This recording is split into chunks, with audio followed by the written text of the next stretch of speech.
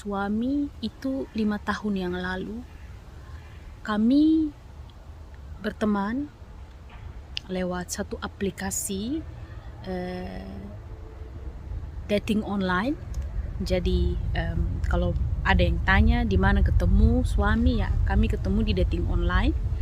Dan karena saya mau belajar bahasa Inggris saya ini orang Kupang bilang jatuh bangun.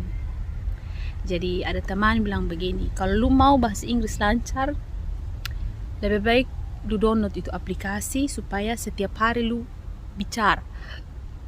Dulu waktu saya belum fasih, kalau ada teman dia chatting atau video call, saya lari. Saya panggil ada teman yang bisa lebih bahasa Inggris untuk terjemahkan. Terjemahkan dia omong apa nih, begitu. Tapi itulah, dengan proses berjalannya waktu, akhirnya saya bertemu dengan suami. Kami berkenalan sekitar 1,5 tahun. Tapi di dalam masa itu, di dalam beberapa bulan kemudian, setelah kami bertemu dan jadi teman, dia bilang, saya mau datang dan ketemu kopo orang tua, dia bilang gitu.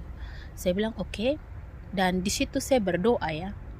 Saya bilang, Tuhan, saya percaya bahwa kalau Tuhan yang merancangkan sesuatu itu ya dan amin. Kalau memang ini orang baik, dia akan datang. Tapi kalau dia bukan orang yang baik, Papa, jangan pernah izinkan dia datang sampai ke Indonesia. Karena jujur Luxembourg ini juga saya tidak pernah tahu di mana. Saya tidak pernah dengar ada negara Luxembourg. Dan suami saya juga kebetulan dia tahu Asia, tapi Indonesia itu dia tidak tahu ya jelasnya tuh di mana.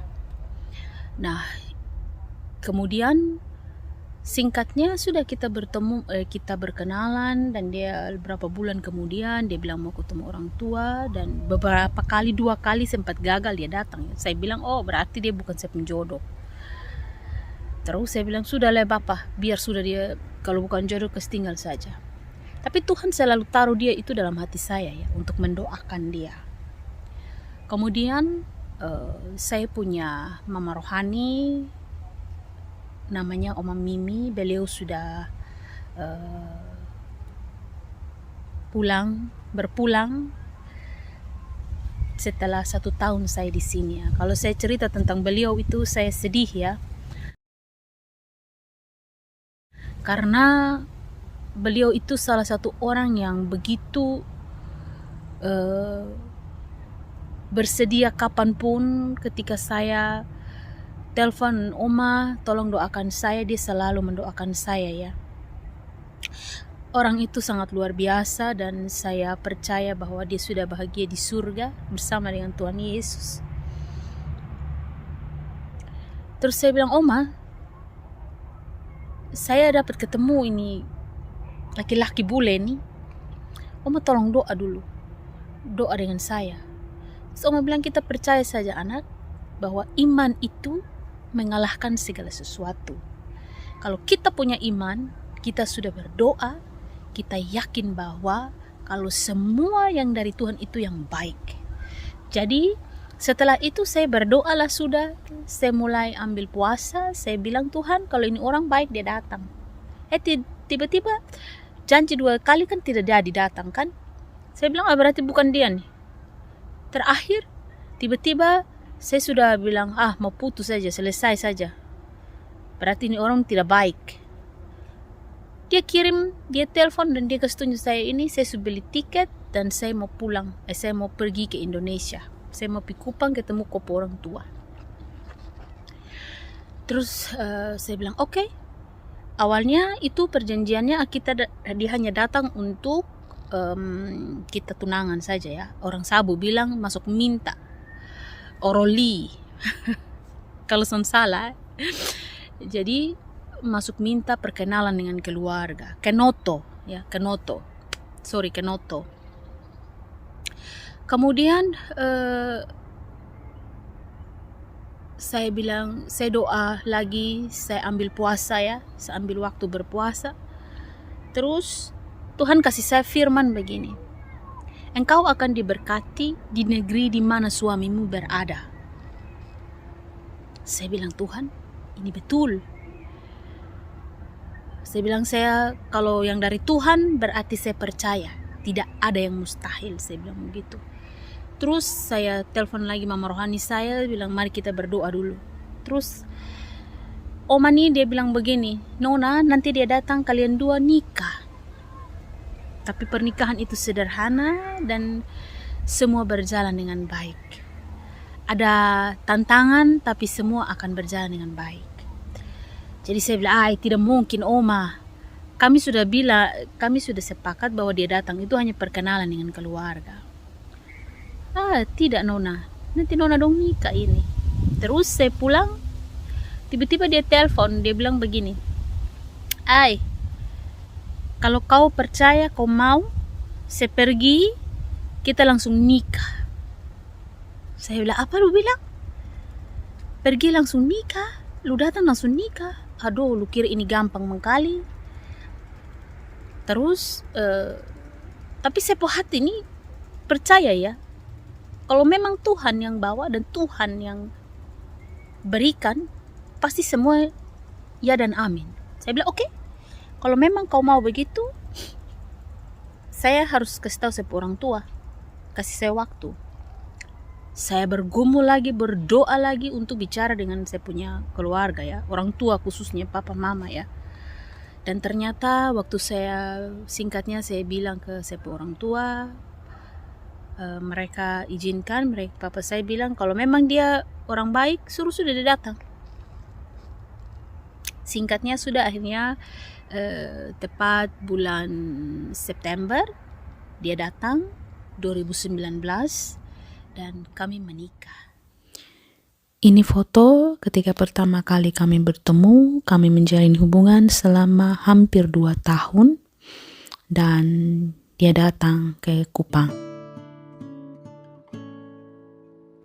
Dalam adat istiadat orang Sabu atau Kenoto, setelah cubir saling berbicara, minang atau meminta wanita atau anak gadis dari keluarga, maka sang pria akan diizinkan masuk mencari pasangan wanita itu di ruangan yang tersembunyi, dan setelah itu mereka keluar bersama untuk memperkenalkan diri kepada semua keluarga besar yang ada di luar. Perasaan campur aduk ya, haru, bahagia juga sedih karena suami datang seorang diri, dia sudah yatim piatu. Dan tanggal 16 Oktober 2019 kami diberkati menjadi suami dan istri di hadapan Tuhan, jemaat, orang tua, dan keluarga besar.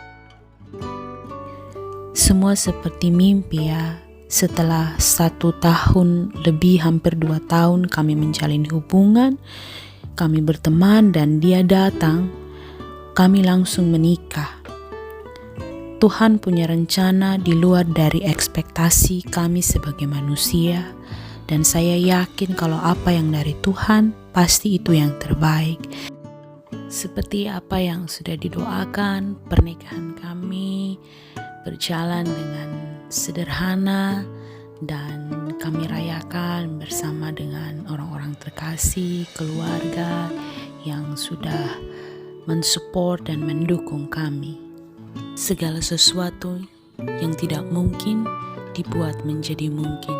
Segala sesuatu yang mustahil dibuat menjadi tidak mustahil. Dan semua itu hanya ada dan bersama dengan Tuhan Yesus.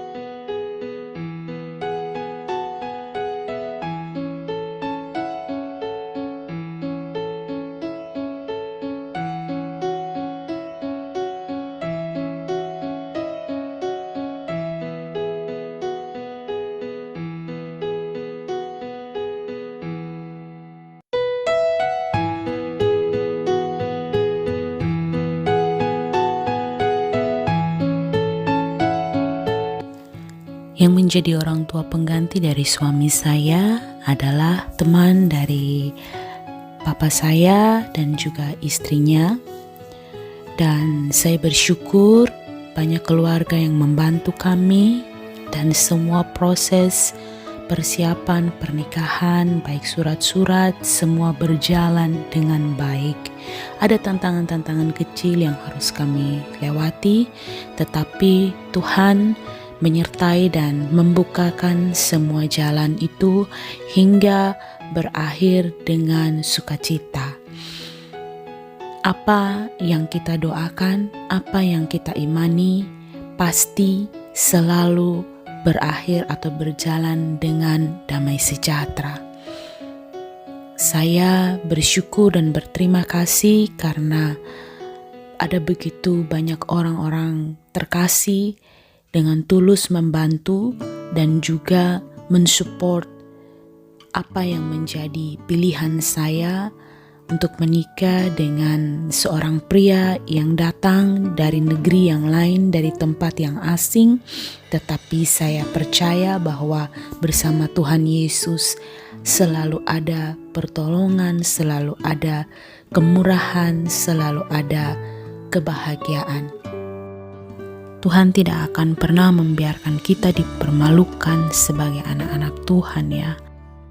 Saya percaya bahwa jodoh, maut, itu semua ada di dalam tangan Tuhan ya. Jadi semua yang sedang berjuang untuk mencari pasangan hidup, segala sesuatu itu sudah ada di dalam rancangannya. Dan rancangan yang Tuhan buat itu selalu penuh dengan damai sejahtera.